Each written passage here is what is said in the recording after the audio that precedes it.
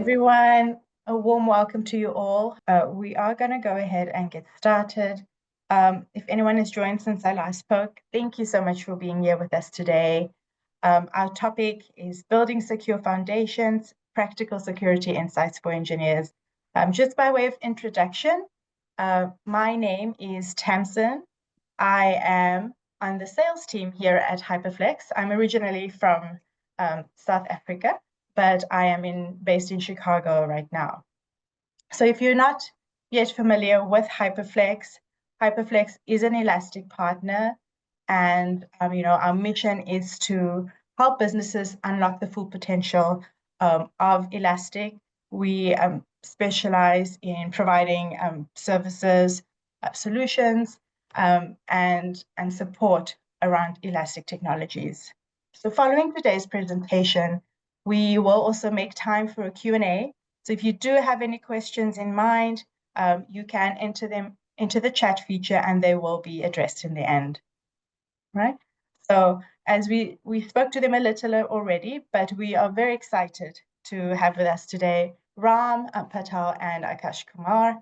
Ram is an Elastic expert and also author, and he is a seasoned network architect with over 15 years of experience in network design, observability, and security. And as an expert in the Elastic stack, he has revolutionized security practices with innovative solutions. His hands-on approach and in-depth knowledge are all featured in his acclaimed book called Securing Networks with the ELK Stack, making him a trusted authority and in this field. So Ram is based in Oregon, as I mentioned, and he's passionate about helping engineers build secure and reliable systems with practical strategies.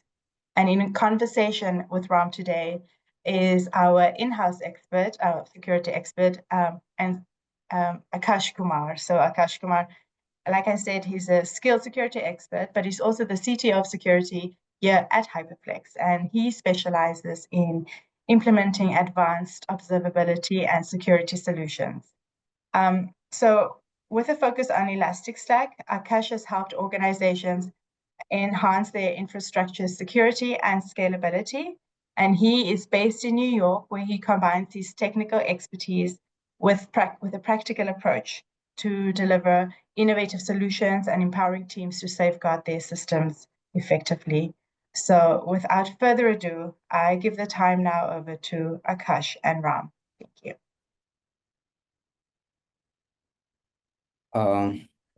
Okay, thank you, Tamsin, and good afternoon, everyone. Thank you for taking the time to join us today. I truly appreciate it, especially during a busy day. Well, our goal for this session is to make it worth your while, leaving you with practical insights into how Elastic Security can solve modern cybersecurity challenges. Let me start with a quick intro. But Tamsin already gave, but still, I've been working with Elastic for over 5 years, and during that time, I've seen it how it empowers team to not only detect threats faster, but also gain deeper visibility into their operations. Elastic is more than a security tool. It's like a platform that grows with you. Today, I'll focus on Elastic Security, but I'll also touch on how it integrates with observability and search, offering a complete solution of your organization. Well, before jumping in, our guest for today, Ram, who has written this book, which says Securing Network with ELK Stack. I got a chance to review this book, and as a reviewer, when I was studying it, it made me amazed that how Ram has put his thoughts all together into one book. Ram, a quick question for you. What motivates you to write? Because I don't have motivation to even read a book. Yeah, it's I think been 15 years in the network security observability, right? And when opportunity comes, I said like let me write it down based on more the industry practical perspective, right? So that was the motivation. So Okay, that's great. That's great to hear. Anyone in the audience, if you want to learn how to secure your networks using ELK-Sec, I highly recommend to have this book. Without delaying further, a question for you guys. How many of you have experienced a ransomware attack or a phishing campaign at your organization? If you have, you're not alone. It is becoming the norm. But the good news is we can tackle these challenges head on. Let's start with what we'll cover today. Uh, Here is the agenda.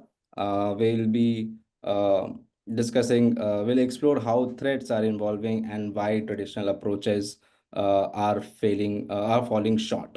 Then there is fundamentals of zero trust architecture, practical use cases, overview of Elastic security capabilities. I'll walk you through Elastic features such as threat detection and scalability and how they work together. We'll also discuss some real world case studies. You'll hear about some organizations that successfully use Elastic to solve critical security challenges. We'll also compare Elastic to other platforms like Splunk and QRadar. I'll explain how Elastic, make managing regulations like GDPR or HIPAA easier. And then finally, a roadmap. And again, as Tamsin mentioned, if you have any questions, do let us know. If you can interrupt me in between as well, I'm happy to take questions, or else put your questions on comment box and I'll happy to answer them. So let me ask you one question. Does this agenda aligns whatever I discussed right now? Does this agenda aligns with the challenges you are facing today? If there is something specific, again, you can let me know and I'll touch base on that as well. Talking about cybersecurity risk, let's begin by understanding the modern threat landscape. The truth is, cybersecurity risks are no longer just IT problems. They are becoming business critical risks. If you don't know, then ransomware has increased by 150% in the last year. These attacks are targeting businesses of all sizes, causing operational shutdowns and financial losses. I'll give an example where Colonial Pipeline attack, which cost millions and disrupted fuel supply for millions. That's the scale we are dealing with.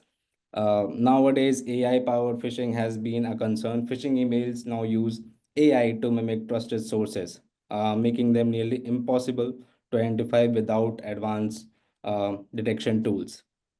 Have you or someone from your team ever clicked on a link that seemed legitimate but turned out to be a phishing?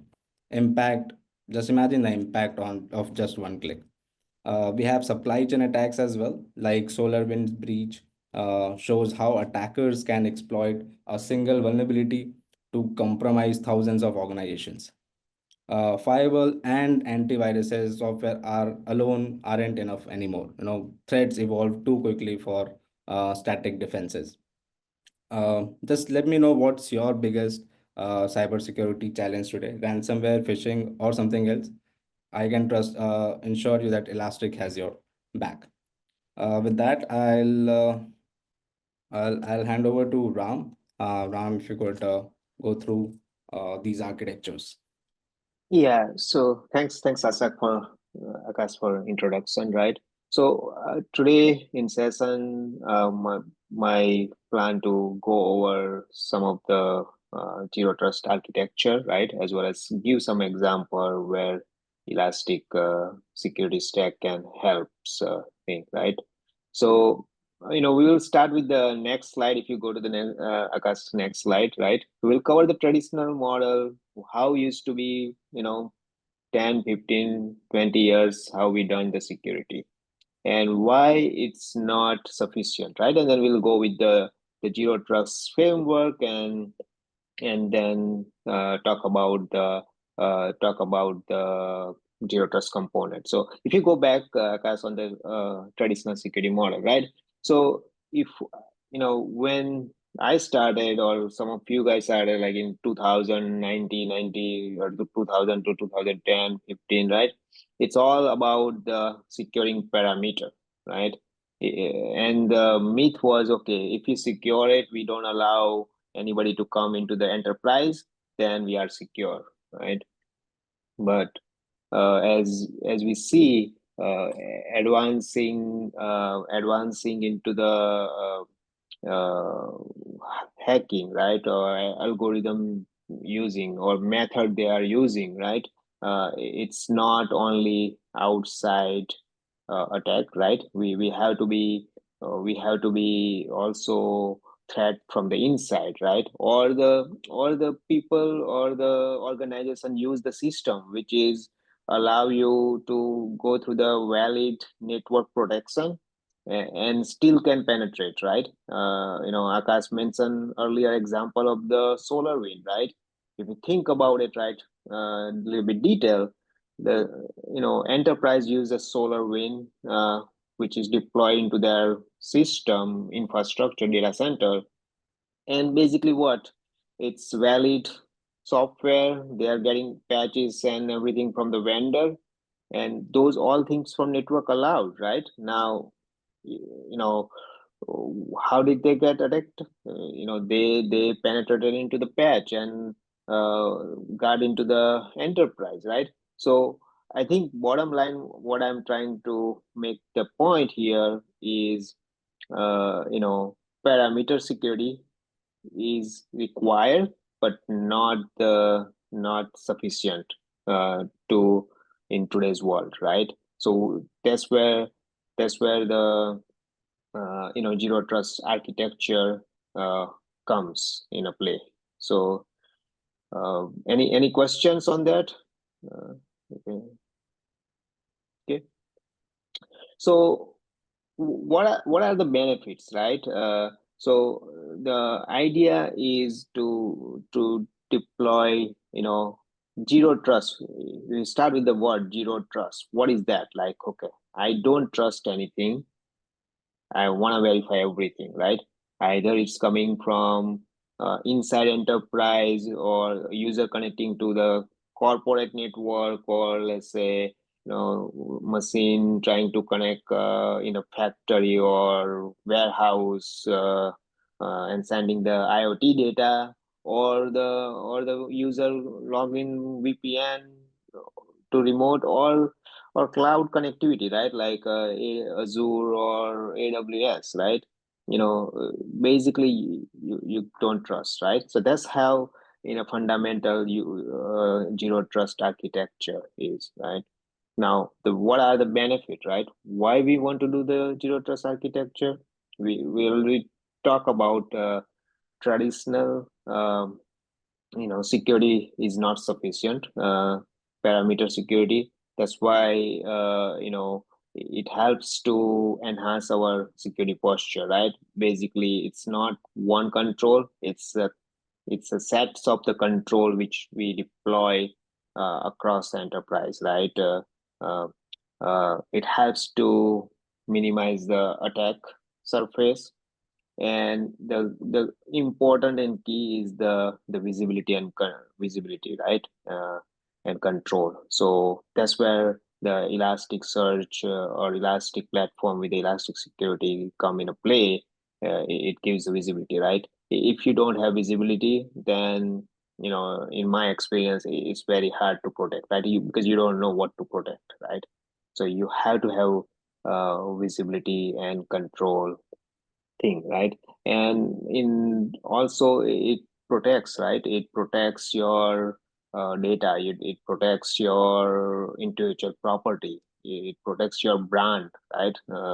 Because it's not only, let's say, target got attacked by somebody from the sitting into the parking lot, got their IoT, penetrated to the credit card system and stole lots of, right? First thing what happened, the brand reputation go down, right? Significantly, right? uh, then they are liable to all the customer consumer, right? So um, those are the things is key, right? If you the other thing is about the regulatory compliance, right? So when you are handling financial data or when you're handling the healthcare data, you are by regulation need to protect those data, protect those identity, right? So you have to follow those things. And this is where the entire zero trust framework can help us, right? In a principle, if you look at basically you have untrusted zone, you have basically you trying to get somebody from untrusted zone, either user, device, you make the enforcement based on their credential, based on their compliance status, right? Uh, based on their status of health of their device, and you leverage, enforce that. Either you give them, let's say, access to their system which require, either you put them into the remediation which is very limited before they need to access, let's say, data center resources or things like that. You put them into uh, remediation, or either if you think it's a bad vector or it's not compliant, you can you can basically block it, right? But it's not only one system, right? It's a combination of the system where you need to have like a network firewall, ID PKI management, which is identity and certificate management. Need to have authentication infrastructure. You have to have SIM infrastructure to making sure it create the loop, you give your visibility and uh, uh, kind of indication, like, okay, where could be issue, or what they are seeing which is not supposed to be there, right? And on top of that, it's a policy, right? Company has to have policy, like define before it will convert into the technical architecture, right? So there are benefits, and this is more kind of framework leverage in industry, right? So when I was writing the book, I was leveraging a lot of resources, how the zero trust, and kind of came up with the overall model, right? uh, so yeah, so let's go a little bit deeper into the flow, right? How does it work, right? So if I had to break down the component, it's identity, right? And then either could be username and password with a certificate, right? Or could be combination of the physical cert, or could be anything, right? We typically, nowadays it's there are things can be compromised, right? That could be compromised, so you have to prefer to have multi auth, right? Like sometimes you know put your username and password for the bank, but they ask for, there are multi auth, like a passcode on the phone. Also, as an example, other we have authenticator app on the from Google and thing, right? A lot of website, a lot of application use that, right? So it's important to have those identity, to make sure they are authenticated, right? To have the right credential. Make sure we bring their compliance status. There are other platform which monitor, okay, is it up to antivirus? Does it has the all the firewall protection, host firewall protection, right? Is it belongs to certain IP range? Those kind of things, compliance data needs to be fed into the policy decision point, and that's like your authentication with the combination of other infrastructure like PKI and thing will make the decision. Okay, I would allow restricted, I would allow them to pull where they need it or block it, right? And you know and then those things fed into the network. Ideally in zero trust you segment them, and those all the systems should be feeding that data back to the SIM, right? In this, like in a case like elastic security or other alternative, right? So from there, you're sending your compliance data, you're sending your, logging from networks, firewall or servers, and that would help to kind of also develop the model. Either there are something which is not anomaly, right, and feedback to the policy decision point, as an example, right. The last is more like a data security, right, and encryption. So making sure those things secure, data when are transferring, when data at the rest. You you need to have multi-layer security, right? You cannot rely only on network. You cannot rely only on the application. You have to have multi-layer security, and the key is like you have to have telemetry it to your SIM system, which can monitor and also feedback to the policy decision point, either we allow or not, right? So, any question? Okay, so here's the thing, right? I want a little bit like how does that helps, right? How does the elastic helps, right? Uh, uh, in a way, if you look at, maybe the picture is not clear, but keep it in a kind of more on the principle, right? Where you bring what I was saying, that you bring all the events to the elastic, and you bring your alert to the elastic, and that would help to monitor it, right? Like you can easily, if you are like your, let's say, health check team or SOC, or even if you are small or medium enterprise, then it's on, it's all kind of IT team, right? Monitoring, you can easily able to detect the spike. Okay, if you look at the alert trend, what was happened, right?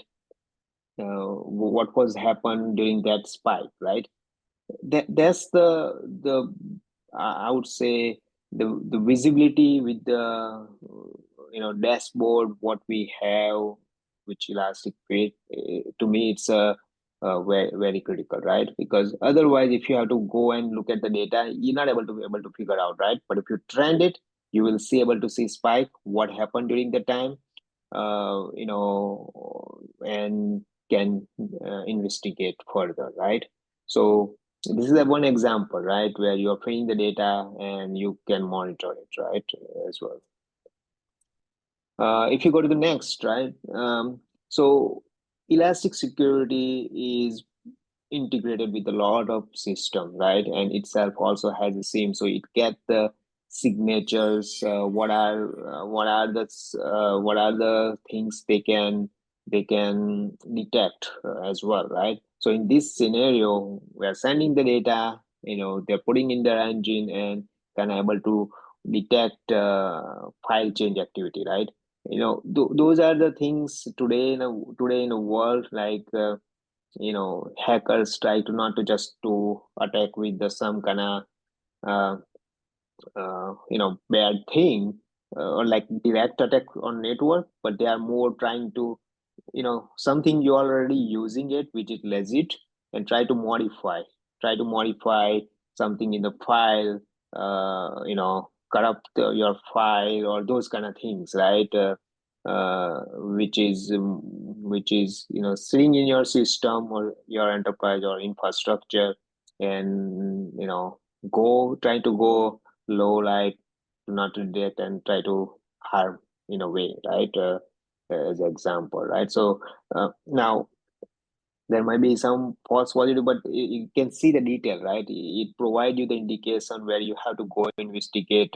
It also says even the second part, it kind of go with the mitre framework, right? Which this belongs to which attack category, right? And what could be that, what could that means, right? So it gives more information about to something to go and chase down as well, right? If you go to the next five, again, this is more, pretty common, right? We heard brute force, unusual login activity. Uh, this is the where, insider threat, right? Like, okay, if I, as an example, user get credential and they have credential stolen or something, and they're trying to go, let's say, hacker or some bad vector has that now handy, and they're trying to navigate through the enterprise. This thing can flag it, right? Because okay, this user, in real world or before, when with the legit, he doesn't need to go to the AD, or he doesn't need to go to the this system. Why something is anomaly happening, right? Those kind of thing, or those kind of things will be able to capture thing in a elastic, right? So this is more example about that, right? Uh, let's go to, and you know as these attacks get more sophisticated, they try to hack into the the system at lower level, right? You have, as an example, like a application or something. You can, let's say, maybe close down the application or quit the uninstall application, right? Where it become more challenging, that's where they try to hit that the process level as well, right? And those are the things, if they are, also can be detected into elastic security stack, right? Where it able to see as an unusual process happening, sometime, it's just like a denial of service attack can make it unusable of your OS memory, right? Buffer full, something like that, that could happen, right? So those are the things could be also detected, right? If you look at, you know recent example, I think 6 months back, about the CrowdStrike, right? Now that thing was legit, right? Something was changed, messed up into the software patch. But if you think about that, like, that could, if that could have done by bad vector, it could probably shut down a lot of system, right, across the world. So it's a key. I think point is here, like, the landscape of the security is lot more different than what used to be, and we need to have a good security platform to detect, protect, monitor it, right? So, yep. So that's pretty much I have. I think next slide. You go ahead. Thank you so much, Ram. That was a really good deep infrastructure knowledge for our viewers. Moving ahead, I'll be talking about some capabilities of Elastic Security. With Elastic Security is built, to address these challenges head on. Let me show you how its capabilities came together to create a powerful solution. Talking about threat detection, Elastic uses pre-built rules and machine learning to detect both unknown and known threats. Uh, these aren't static rules. They evolve with the threat landscape. Uh, Incident response. With Elastic, you can create automated workflows integrated with the tools like Slack or ServiceNow, ensuring faster response time. Scalability. Elastic handles petabytes of data effortlessly. I can tell you there is this telecom provider which uses Elastic to monitor almost 10 million daily events without performance issues. Elastic integrates seamlessly with the cloud platforms like AWS, GCP, and Azure, and third-party tools like PagerDuty, making it fit into any ecosystem. Custom dashboards. These dashboards give you full control over your data. You can tailor them to focus on what matters the most, whether it's endpoint protection or compliance metrics. I am sure many of you are currently managing your alerts manually. Imagine if you could automate that process with Elastic. Well, uh, talking about real world case studies, Elastic isn't just theoretical, it is solving real problems for real organizations. Let me share few examples. I was working with this financial institution where the problem was frequent brute force attacks. Elastic reduced attacks by 80% in just 30 days, and it empowered customer data security and reduced workload on the IT teams. Uh, then there's again this retail industry on which I was working with a client. They had these file anomalies, and Elastic detected 95% of anomalies within a week and automated all the alerts for faster resolution. There is this healthcare provider as well, in which I was working, where I think the problem was HIPAA compliance with sensitive patient data. Elastic's encryption and compliance will streamline the process, cutting audit preparation time by 50%. What would a 30% cost saving or 2x faster detection mean for your organization? That's kind of impact Elastic delivers. So talking about some alternatives versus Elastic, let's compare Elastic Security to competitors like QRadar and Splunk to see why Elastic stands out. Uh, Elastic scales effortlessly, handling petabytes of data while competitors often struggle with cost-effective scaling. Uh, Elastic open source foundation ensures affordability while Splunk licensing can be prohibitively expensive. Elastic ML models, machine learning models offer advanced detection capabilities, whereas QRadar, you could see, relies heavily on pre-configured rules. Integration, Elastic supports seamless integration with cloud platforms, which I already mentioned, and third-party tools, making it more versatile if we compare to other competitors.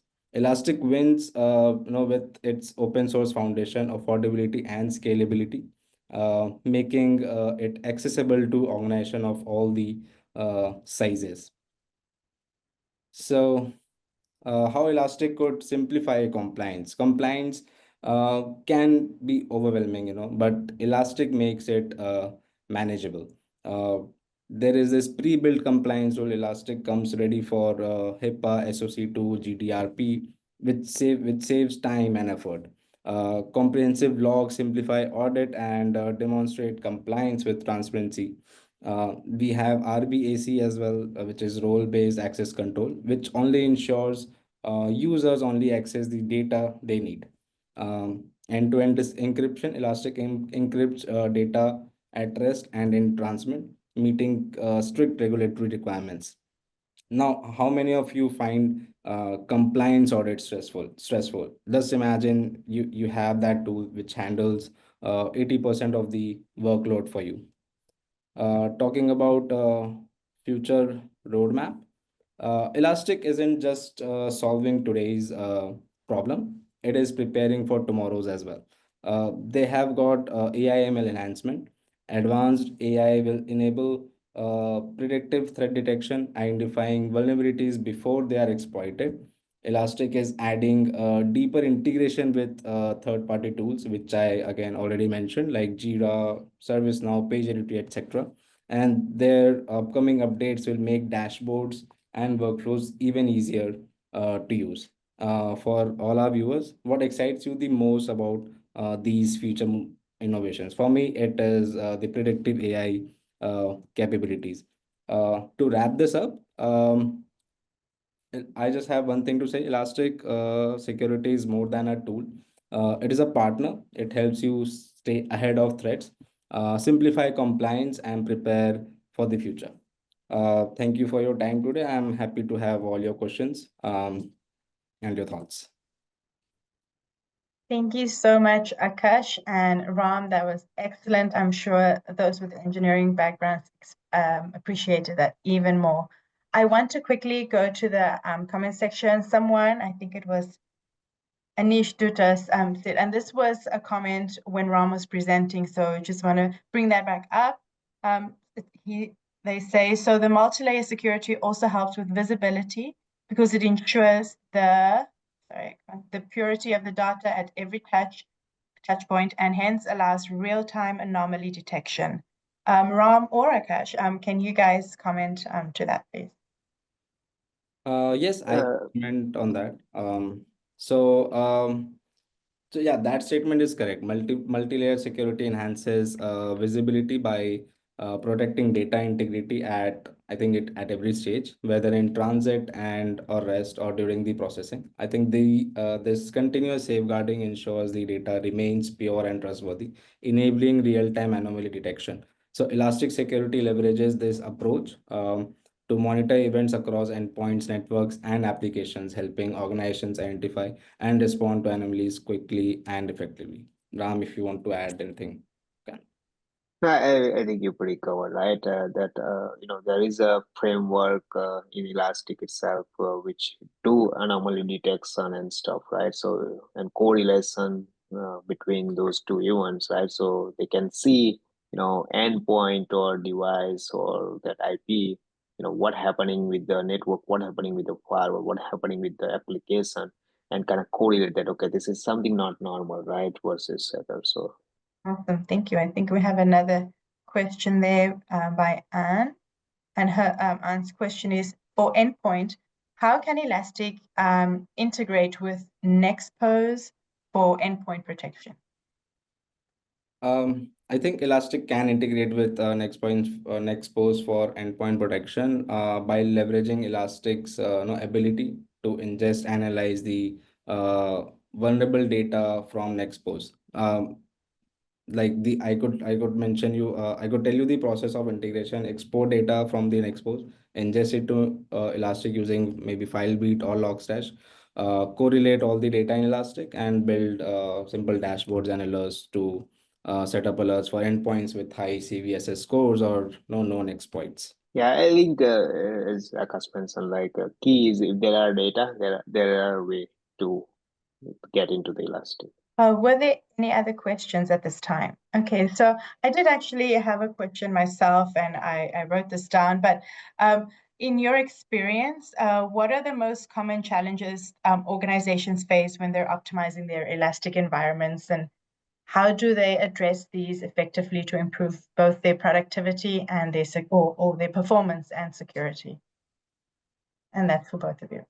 Uh, Yeah, I would start and jump in, right? I think it's important to understand like what are the use case, right? What are the use case you are trying to achieve?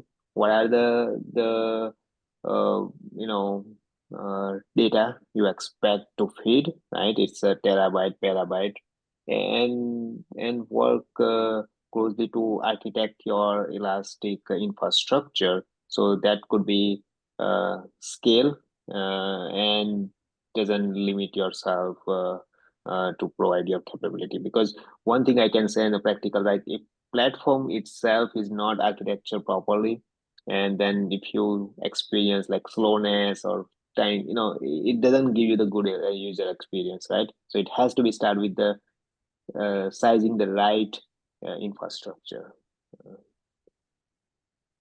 I could see one more question. Expose has its own dashboard. So any duplication between Elastic and Expose dashboard. So yeah, there is potential duplication between Elastic and Expose dashboards, but it generally depends on how you configure the integration and use these platforms. So I think Nextpost dashboard primarily focus on vulnerability management. Elastic dashboards are versatile and can correlate vulnerability data from Nextpost with other security events like network traffics and logs and maybe endpoint activity. Yeah, and then I think there's another question or two. Samarth asks, what role does Elastic's machine learning integration play in predictive analytics, and how does it compare to standalone AI ML frameworks? Uh, Elastic's ML integration, I think it's basically for anomaly detection.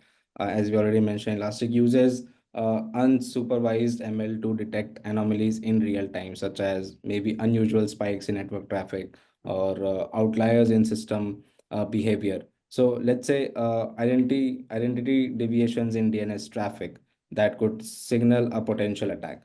Then there is operational insight. So Elastic ML can forecast trends based on historical data, helping terms teams predict future resource usage, maybe system load or potential downtime.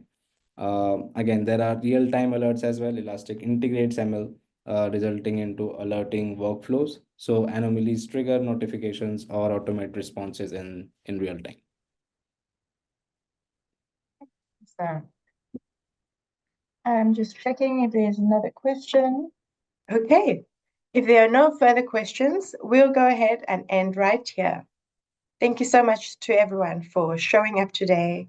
Ram and Akash, thank you for your preparation and your willingness to share expertise with all of us here.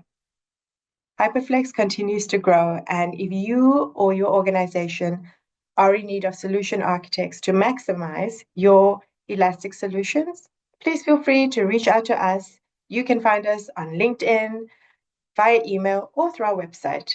Additionally, if you want to be featured as a guest on an upcoming webinar, you can also reach out to us via email, LinkedIn, or our website. We'd love to have you join us. Everyone, thank you for your time, and until next time, bye-bye.